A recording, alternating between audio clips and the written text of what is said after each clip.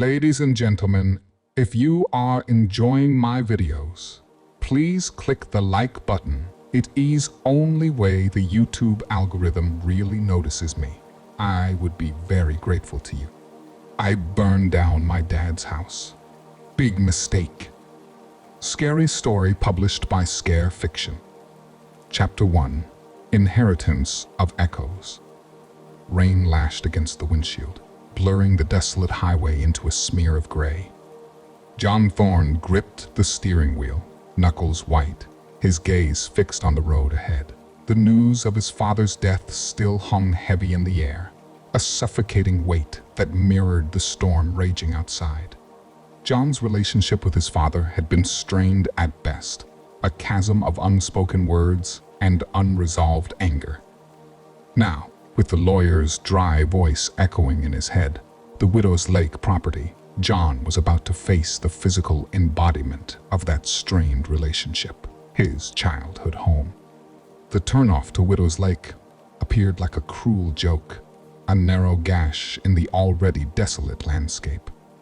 As John steered onto the gravel road, the air itself seemed to thicken, a damp chill crawling beneath his skin. There, on the horizon, a skeletal silhouette clawed its way out of the thinning fog of the house. John's breath hitched.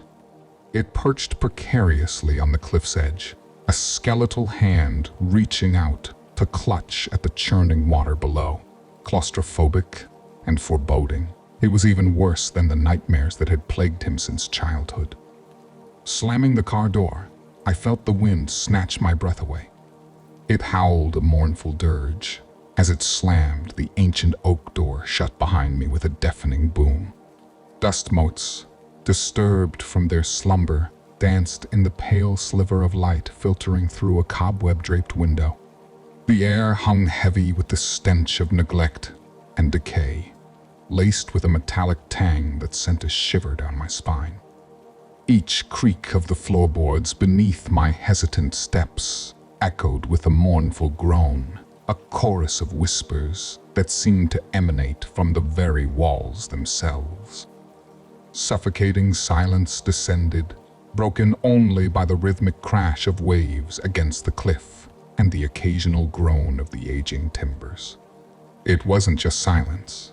It was a living entity, pressing down on me with unseen eyes, a malevolent presence, judging my every move. A sudden flicker of light jolted me from my growing unease. A single bare bulb, hanging precariously from the ceiling, cast long, distorted shadows that writhed on the walls like malevolent spirits.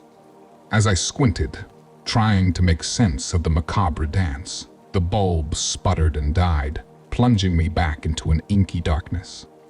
Panic clawed at my throat. In the suffocating blackness, a whisper brushed against my ear, a sound like desiccated leaves skittering across a forgotten tomb. It vanished as quickly as it came, leaving behind a chilling emptiness that echoed in the vastness of the house. Fear, primal and all-consuming, threatened to drown me. This wasn't just an old house settling. These weren't ordinary creaks and groans. This place held a darkness, a malevolent entity that stirred within the shadows. A single, chilling thought echoed in my mind. My inheritance wasn't just a house. It was a gateway to something far more sinister. And the door had just slammed shut. Chapter 2. Memories resurface. Darkness. Absolute, suffocating darkness. The dying gasp of the bulb had plunged me into an inky abyss, leaving only the frantic hammering of my heart for company. The chilling whisper still echoed in the vast emptiness of the house, a spectral taunt that sent shivers down my spine. Panic threatened to consume me, but a deep breath wrestled control. I fumbled for my phone, its faint glow a pathetic beacon in the gloom. With trembling fingers, I unlocked it and activated the flashlight.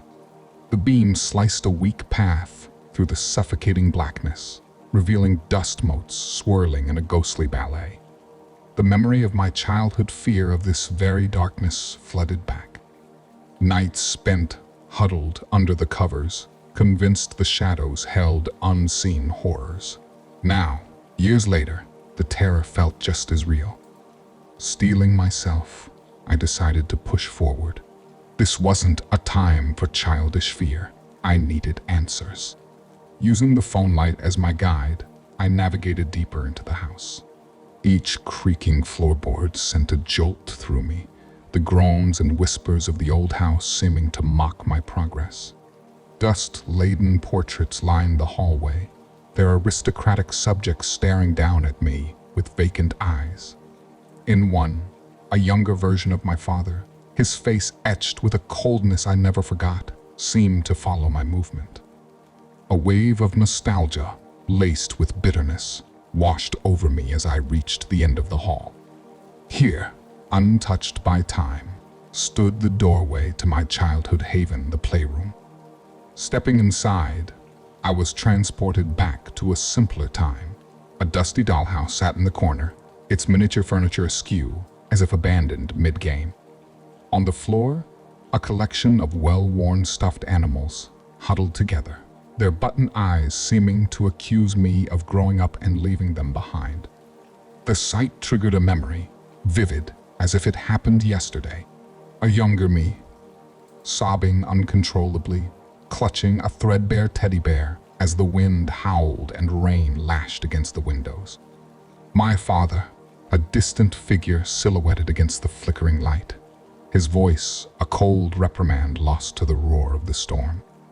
The memory faded, leaving behind a dull ache in my chest.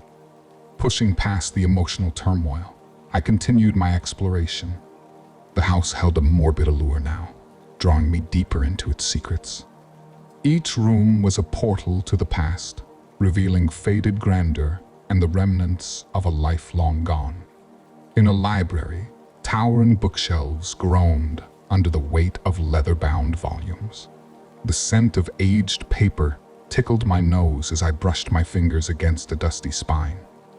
Suddenly, a shift in the bookshelf caught my eye. A hidden compartment, cleverly disguised behind a loose brick, gaped open. Inside, nestled amongst cobwebs and forgotten trinkets, lay a collection of handwritten notes. My heart pounded in my chest as I pulled them out, their brittle pages whispering secrets under my touch. The hurried scrawl spoke of strange occurrences, whispers on the wind, and shadows that danced in the corner of one's eye. One note, dated just before my father's self-imposed exile to Widow's Lake, sent a shiver down my spine. The entity grows stronger. It read, its hunger insatiable. We must keep it contained, or all will be lost. The weight of these cryptic messages settled heavily on me. Was my fear of this place rooted not in childhood neglect, but in something far more sinister, something my father had desperately tried to keep hidden? The scratching sound, now closer and more insistent, pulled me back to the present. It emanated from somewhere above, the very place the whispers had originated from. Dread curdled in my stomach. Someone or something was moving in the attic. Fear battled with a morbid curiosity. Part of me yearned to flee this house and its secrets, while another, a more resolute part, felt compelled to uncover the truth. Chapter 3: Whispers in the Attic. The scratching sound, now a frantic tapping, echoed from the unseen depths above. A cold dread gnawed at my insides, urging me to turn back. But the cryptic notes, their chilling message echoing in my mind, spurred me forward. I had to know the truth. Taking a deep breath, I crept towards the rickety attic stairs. Each groan of the wood beneath my weight seemed amplified in the suffocating silence of the house. Dust motes danced in the feeble beam of my phone flashlight, swirling like phantoms in the gloom. Reaching the attic landing, the air grew thick and stale. Cobwebs, like ghostly shrouds, draped from the exposed beams overhead. A forgotten rocking horse stood frozen mid-gallop in the center of the room, its once vibrant paint chipped and faded. A forgotten game, forever abandoned. The weight of loneliness from my childhood pressed down on me, a suffocating cloak in this oppressive atmosphere. With a grimace, I pushed aside a dusty sheet that covered a collection of old trunks. These were the remnants of my childhood, banished to this attic purgatory. One trunk, smaller and adorned with faded superhero stickers, screamed John in a voice that seemed to belong to a lifetime ago. Hesitantly, I lifted the lid. Inside, nestled amongst forgotten toys and childhood trinkets, lay a leather-bound journal. The worn cover bore my father's initials, J.T. A jolt of trepidation shot through me. This could hold the key to everything. Eagerly, I flipped open the yellowed pages. My father's neat handwriting filled them, but the content was far from comforting. Disturbing sketches of sigils and arcane symbols filled some pages, while others were crammed with frantic scribblings. Words like ritual, gateway, and entity jumped out at me, sending shivers down my spine. One entry, dated just a few weeks before his death, made my blood run cold. The whispers grow louder, it read. It hungers for release. The ritual must be completed, or all will be lost. My grip tightened on the diary, knuckles turning white. A sudden creak from the far corner of the attic made me jump. My phone light swung wildly, revealing nothing but a tangle of dusty furniture and forgotten memories. Yet, the feeling of being watched persisted, a prickling sensation at the base of my neck. Paranoia began to creep in. Was it just the shadows playing tricks on my mind, fueled by the unsettling revelations in the diary? Or was there something else here, a presence lurking just beyond the reach of my flashlight? The scratching sound returned, now accompanied by a faint rustling noise. It seemed to originate from behind a massive, ornately carved wardrobe. My heart hammered a frantic rhythm against my ribs. A primal fear threatened to overwhelm me, urging me to flee. But a stubborn determination, fueled by a need for answers, kept me rooted to the spot. Slowly, I inched towards the wardrobe, my breath hitching in my throat with each passing second. Chapter 4. The Unseen Presence. The wardrobe loomed before me, a hulking monolith shrouded in shadow. The scratching and rustling noises had ceased, replaced by an unnerving silence that pressed down on me like a physical weight. My hand trembled as I reached out to touch the dusty, ornately carved surface. A sudden gust of wind, seemingly from nowhere, whipped through the attic, extinguishing the light on my phone. Plunged into darkness, a primal scream ripped from my throat. Panic clawed at me, the oppressive silence broken only by the frantic pounding of my heart. Then, a faint light flickered in the distance. A spectral glow emanated from behind the wardrobe, casting an eerie luminescence on the dust motes swirling in the air. With a shaky breath, I fumbled for my phone again, managing to reactivate the flashlight. Tentatively, I aimed the beam towards the source of the light. My blood ran cold. The wardrobe door hung ajar, revealing a gaping blackness within. The glow emanated from inside, pulsating with an unnatural rhythm. A strangled gasp escaped my lips. As I stared, transfixed by the mesmerizing light, a low moan echoed through the attic. It was a sound devoid of humanity, a chilling rasp that scraped against my sanity. Then, movement, a flicker within the inky depths of the wardrobe. A shadow, fleeting and indistinct, darted out of my sightline. Adrenaline surged through my veins, momentarily overriding the fear. I lunged forward, the floorboards groaning in protest beneath my weight. My hand grasped at the empty air, the wardrobe door swinging shut with a resounding thud behind me. I stumbled backward, heart hammering against my ribs. A choked sob escaped my lips. Was it all just a trick of the light? A figment of my overactive imagination fueled by the unsettling discoveries in the attic? A disembodied chuckle, cold and dripping with malice, echoed throughout the room. It seemed to come from everywhere and nowhere at once, chilling me to the bone. This wasn't a figment of my imagination. There was something, some unseen entity, lurking in the darkness of this house. Panic threatened to consume me, but a newfound determination steeled my resolve. I had to get out of there. Scrambling to my feet, I stumbled blindly towards the attic stairs, the mocking laughter echoing in my ears. Every creak of the floorboards sounded like approaching footsteps. Every flicker of shadow seemed to morph into a menacing figure. Reaching the landing, I practically threw myself down the rickety stairs, my desperate cries swallowed by the suffocating silence of the house. Back in the main hall, I fumbled with the lock on the front door, finally bursting out into the cool night air. Panting, I leaned against the rough stone of the exterior wall, the events of the night replaying in my mind.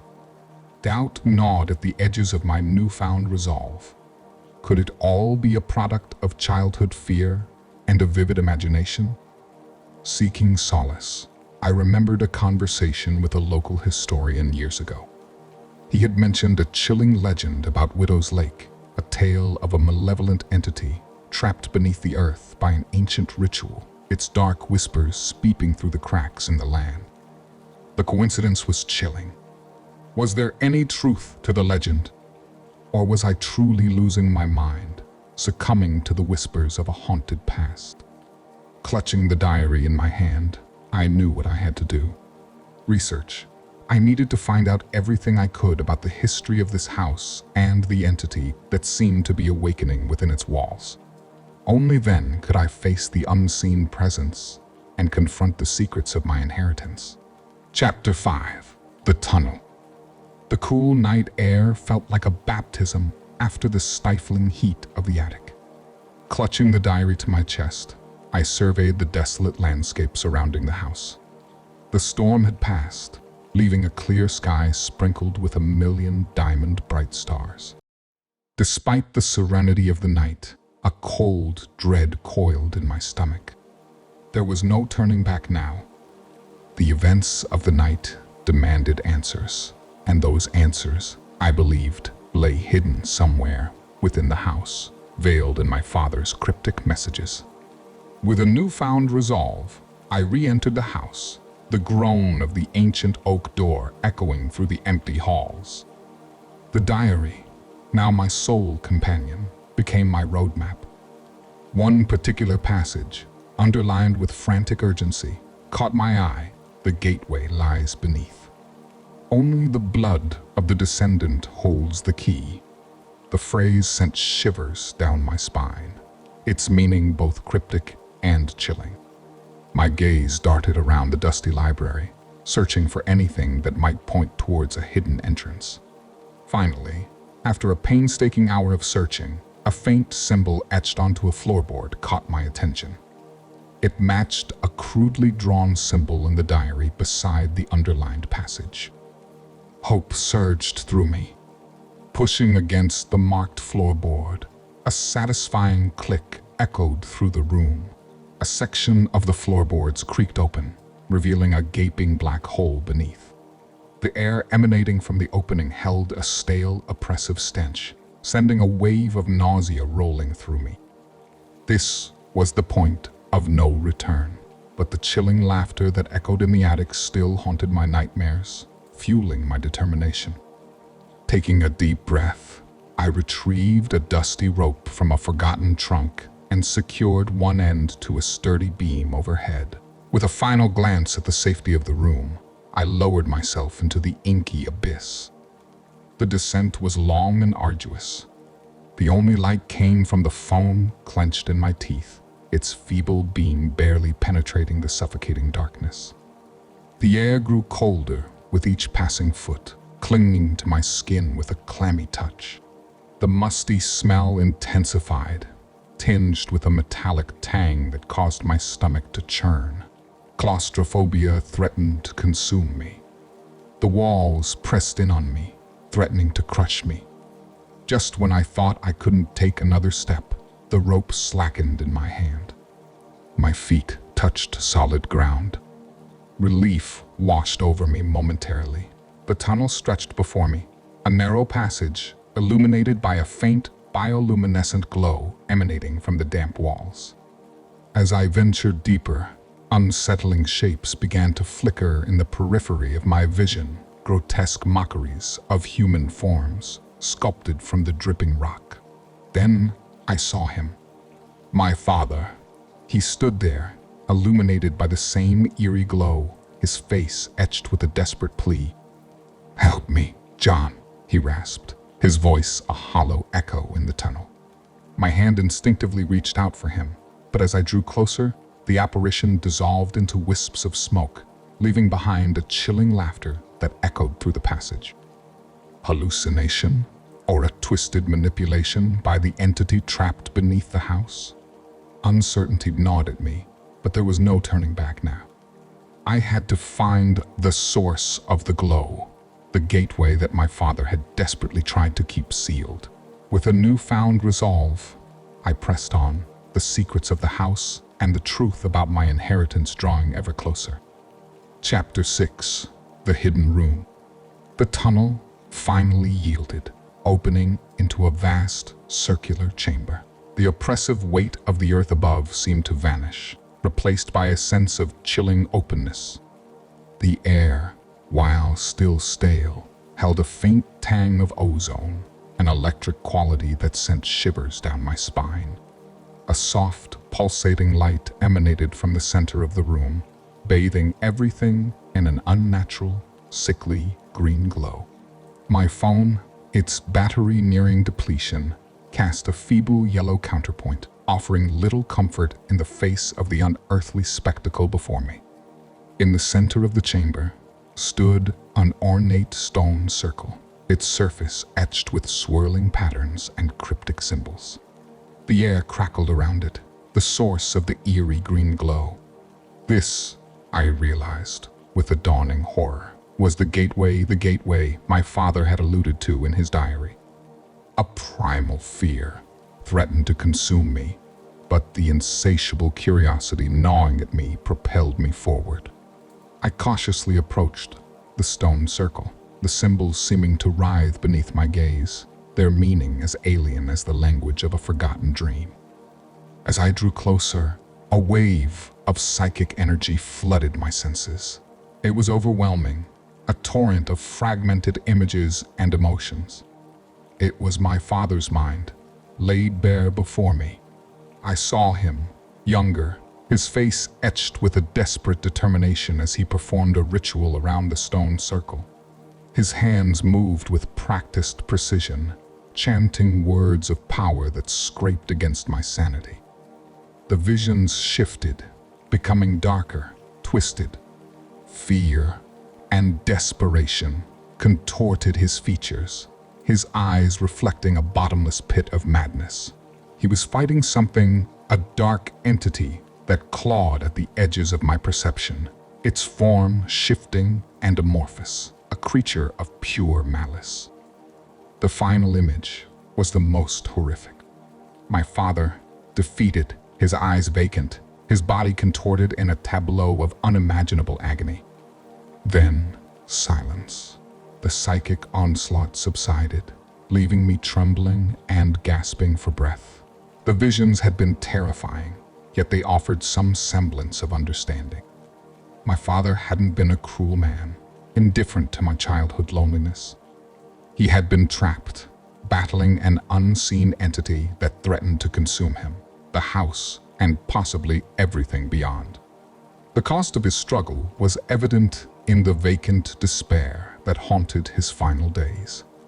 But a new question gnawed at me. Was the entity still contained within the gateway, or had the events of the night my descent into the tunnel inadvertently released it? The air around the stone circle grew colder, a faint hum vibrating through the chamber. The answer, it seemed, was about to be made terrifyingly clear. A wave of dark energy pulsed from the gateway, tendrils of shadow reaching towards me. There was no time for hesitation. I had to stop this for my father's sake, and for my own. With a desperate cry, I lunged for the diary, the only weapon I had left. The pages fluttered in my hand, the worn leather a poor shield against the encroaching darkness. But within those pages lay the key, the ritual that my father had desperately tried to complete. If I could decipher it, perhaps I could contain the entity once more. Perhaps I could undo the damage that had been done.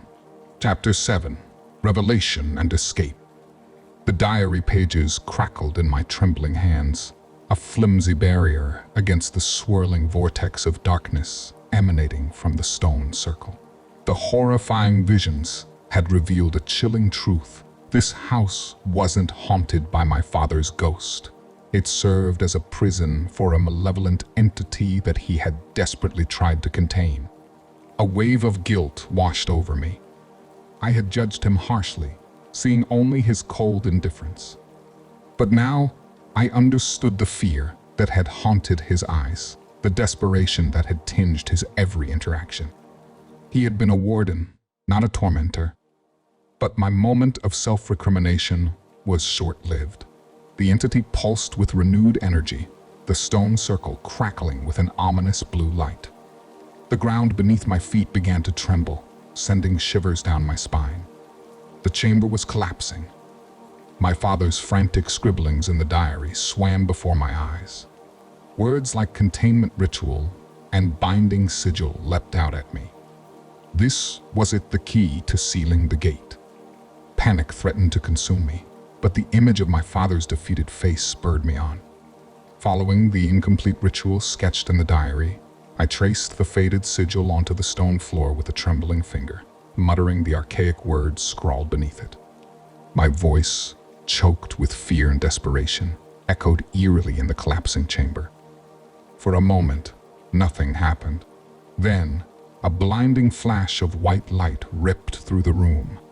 The entity shrieked, a sound that tore at the very fabric of reality. The force of the blast knocked me back, sending the diary scattering across the floor. Debris rained down from the collapsing ceiling.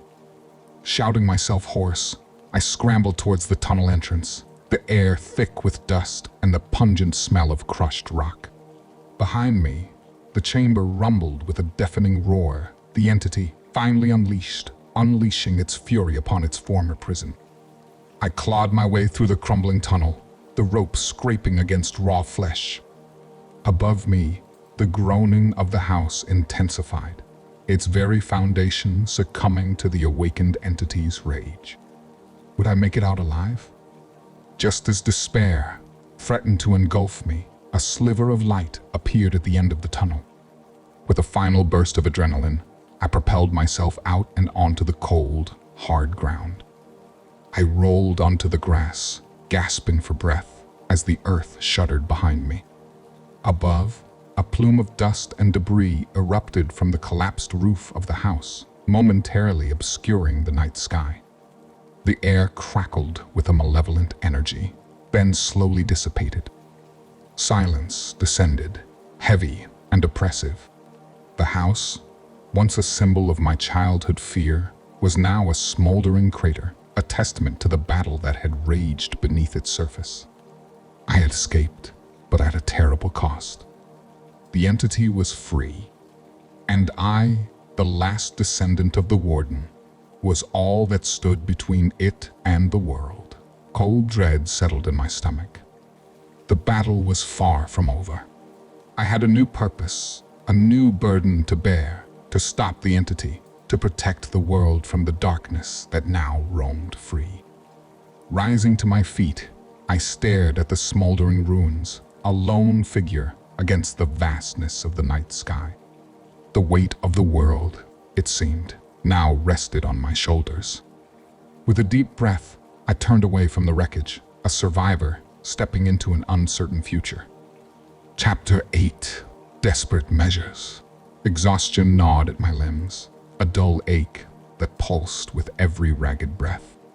Looking down at my shaking hands, I barely recognized the grime-caked figure before me. This wasn't the John Thorne who had arrived at Widow's Lake. That man was gone. replaced by someone hardened by the horrors he had witnessed. The silence, once broken only by the groaning of the collapsing house, now felt suffocating. A plume of dust still hung heavy in the air, a grim shroud marking the place where the house had once stood. A hollow knot of grief twisted in my gut. It was more than just the loss of the house. It was the loss of the past, the severing of a last remaining link to my father. But grief quickly morphed into a cold dread. The entity was free. The very thought sent shivers down my spine. My father's frantic scribblings in the diary echoed in my mind. The gateway is the key, but its destruction will unleash its wrath. A terrible truth had been revealed. The house wasn't just a prison. It served as a weakened tether, holding the entity at bay. With the house gone, the entity was loose, a malevolent force unleashed upon the world. Fear, primal and all-consuming, threatened to drown me. Yet, beneath the terror, a flicker of determination ignited. I wouldn't let this darkness spread. I wouldn't let the entity win. There was only one solution: a desperate gamble, complete the destruction of the gateway, sever the remaining tether, even if it meant unleashing the entity's full fury. It was a choice fraught with danger, but the alternative was unthinkable. With newfound resolve, I stumbled towards my car, its paint scratched and dusty but mercifully still functional. The drive into town was a blur, exhaustion warring with the urgency pulsating through my veins. At the local gas station, the attendant eyed me with suspicion. "Filling up the jerry can, sir?" he asked, his voice laced with a hint of curiosity. I simply grunted, a single-minded focus overriding any need for explanation. Back at the ruins, the weight of the task settled upon me like a physical burden. The crater gaped open, moonlight reflecting off the jagged remains of the foundation. This was once a home, a place of childhood memories, both happy and sad. Now, it was a battleground. Soaking rags in gasoline, I approached the gaping hole with a sense of grim determination. The diary's warnings echoed in my mind, but there was no turning back. With shaking hands, I lit a match, the tiny flame casting grotesque shadows across the scarred earth. As I tossed the flaming rag into the crater, a wave of nausea washed over me. The air crackled with a malevolent energy, a low hum that vibrated through the very ground. The entity, it seemed, sensed my actions. A guttural roar echoed from the depths, the sound raw and devoid of humanity. The earth trembled, and tendrils of dark energy erupted from the crater, grasping for me with an unseen force. I stumbled backwards, desperately throwing more gasoline onto the inferno below. The flames roared to life, a defiant counterpoint to the entity's fury. The air grew thick with smoke, acrid and choking. Part of me hoped the fire would consume the gateway, forever banish the entity. Another part, a more terrified part, knew this was just the beginning. Ignoring the oppressive heat and choking smoke, I clambered into my car, the engine roaring to life as the first tendrils of darkness breached the fiery barrier. In the rearview mirror, the crater pulsed with an unholy light, the roar of the entity, a chilling chorus that echoed in the night. I had bought myself time, but for how long? The house was gone, replaced by a gateway to a nightmare. As I sped away from Widow's Lake, the knowledge of a greater threat hung heavy in the air. The battle had just begun, and I, the last descendant of the Warden, was its sole combatant. Chapter 9. The Inferno. The roar of the engine filled the night as I sped away from Widow's Lake, the burning ruins shrinking in the rearview mirror. A wave of nausea washed over me, a cocktail of exhaustion, adrenaline, and the acrid taste of fear. The house, my childhood prison, was now a pyre consuming the secrets that had haunted me for years. But with the flames came a strange sense of finality. This wasn't just about severing the entity's tether. It was about burning down the past, the memories both good and bad. In its ashes, a new purpose flickered to fight the darkness unleashed by my actions.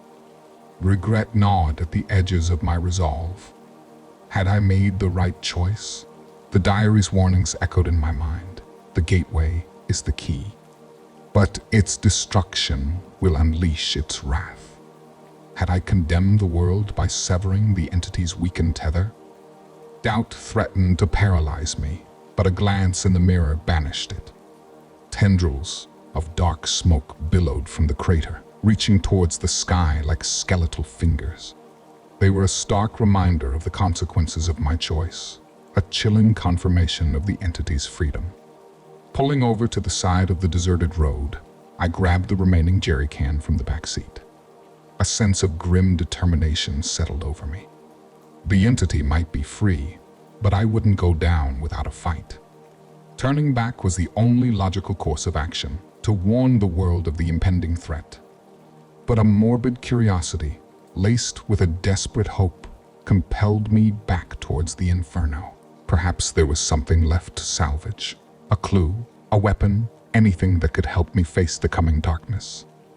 As I approached the crater, the heat grew unbearable. The night sky, once clear, was now an angry red canvas, reflecting the intensity of the flames below. The air crackled with a malevolent energy that sent shivers down my spine. Drenched in sweat, I stumbled around the rim, the jerrycan sloshing in my hand. This was madness, a suicidal mission driven by a primal need to understand, to know what I was facing. Ignoring the tremors that shook the ground, I doused the flames with the remaining gasoline. The fire roared anew, a hungry beast fed by the fuel. A grotesque satisfaction bubbled within me. Let it burn, let it consume everything. Then, with trembling hands, I lit a match. The flames danced across the surface of the gasoline, reaching towards the inferno below. In that moment, a wave of conflicting emotions overwhelmed me. Relief that the gateway, the source of all the horror, was being consumed, fear of the unleashed entity, and a gnawing uncertainty about the future. As the flames engulfed the crater, a deafening roar erupted from the depths. The earth trembled, sending me sprawling to the ground. The house, or what remained of it, groaned in protest, its skeletal remains contorting against the backdrop of the inferno. Tears streamed down my face, a mixture of smoke, sweat, and raw emotion. In that moment, I understood the true weight of my actions. I had condemned myself to be the guardian against the darkness, a solitary warrior against an ancient evil. Above the roar of the flames, a chilling laughter echoed through the night. The entity was free, and I, John Thorne, the last descendant of the Warden, was all that stood between it and the world. The battle lines had been drawn, and there was no turning back. The house burned, consumed by the inferno, taking its secrets with it. But the true battle, the battle for humanity, had just begun. Chapter 10, A False Victory. Exhaustion, a heavy cloak, settled upon my shoulders as I watched the inferno rage. The house, once a symbol of fear and isolation, was now a crumbling pyre consumed by flames that licked hungrily at the night sky. A strange sense of peace, laced with a bitter victory, washed over me. The gateway was gone, destroyed by my own desperate actions. The entity, I reasoned, would be trapped within the inferno, its malevolent energy consumed by the flames. A hollow sense of accomplishment filled me, a fleeting illusion of safety bought at a terrible cost. As I slumped against the rough bark of a nearby oak, the first tendrils of dawn painted the eastern horizon with a faint blush of pink. The air, thick with smoke and the acrid stench of burning wood, slowly began to clear. My gaze drifted towards the lake, its surface reflecting the dying embers of the inferno in a distorted dance of orange and black. A sudden chill, a stark contrast to the heat radiating from the inferno, swept across my skin. Instinctively, I pulled my jacket tighter, wrapping myself in a cocoon of worn leather. A shiver danced down my spine, not from the cold, but from a deeper, primal fear. The wind, previously silent, picked up, rustling the leaves of the surrounding trees. It carried a low, guttural growl, a sound that resonated deep within my bones. It wasn't the roar of the flames, but something older, something darker. A sickening realization dawned on me, chilling me to the core. The entity wasn't trapped within the burning house. The house had merely served as a tether, a weakened hold on a far more ancient evil slumbering beneath the placid surface of Widow's Lake. The flames, once a beacon of hope, now seemed pathetically inadequate. They had consumed a prison, not the prisoner. The entity, free from its earthly constraints, was now stirring within the depths of the lake, its fury growing with each passing moment. The growl intensified, a monstrous symphony of malice and hunger. Panic clawed at my throat, my false sense of victory shattering into a million tiny pieces. I wasn't a victor. I was a fool who had unwittingly unleashed a horror beyond comprehension. As the first rays of dawn painted the sky, casting an ethereal glow over the lake's surface, a monstrous silhouette emerged from the depths. It was a creature of pure shadow, its form shifting and amorphous, defying description. Eyes, burning embers, embedded in its inky form, fixated on me. The entity, awakened from its slumber, let out a deafening roar that shook the very ground. The sound echoed across the desolate landscape, a chilling challenge that reverberated in the emptiness of my soul. I had destroyed the gateway, but in doing so, I had awakened a sleeping nightmare. There, silhouetted against the rising sun, stood the true enemy. The battle wasn't over, it had just begun. And I, the last descendant of the Warden, was its sole target, the only line of defense against the entity's wrath. With a deep breath, I steeled my resolve. The fight had changed, but my purpose remained. I would face this entity, this monstrosity from the depths, and protect the world from its darkness, even if it cost me my life. Chapter 11. Rising Terror. The ground around Widow's Lake began to tremble, a rhythmic vibration that resonated through my very bones.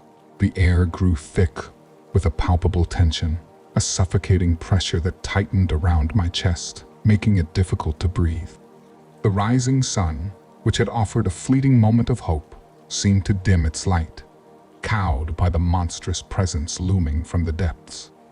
The water in the lake churned, a violent vortex forming in its center. Foam and debris swirled in a frantic dance, the surface bubbling like a witch's cauldron. A guttural growl, deeper and more primal than before, ripped from the churning water. It was a sound that scraped against the very fabric of reality, a challenge and a terrifying promise. Then, with a thunderous roar that shook the foundations of the earth, a monstrous form erupted from the depths. Water cascaded from its inky black surface, leaving gleaming trails that vanished into the darkness within. The entity, free from its earthly constraints, towered over the lake, its form defying comprehension. It was a grotesque amalgamation of tentacles and claws, shifting and morphing like a creature from a nightmare. Eyes, burning embers, embedded in its obsidian flesh, scanned the landscape with a malevolent intelligence. They locked onto me, a piercing gaze that seemed to pierce through my very soul. Terror, primal and absolute, flooded my veins. My legs turned to jelly, threatened to buckle beneath my weight. The fight or flight response, so deeply ingrained in every living creature, deserted me. I was frozen in place, a hapless fly caught in the web of a monstrous spider. The entity let out a deafening screech, a sound that echoed across the desolate landscape, a chilling proclamation of its return.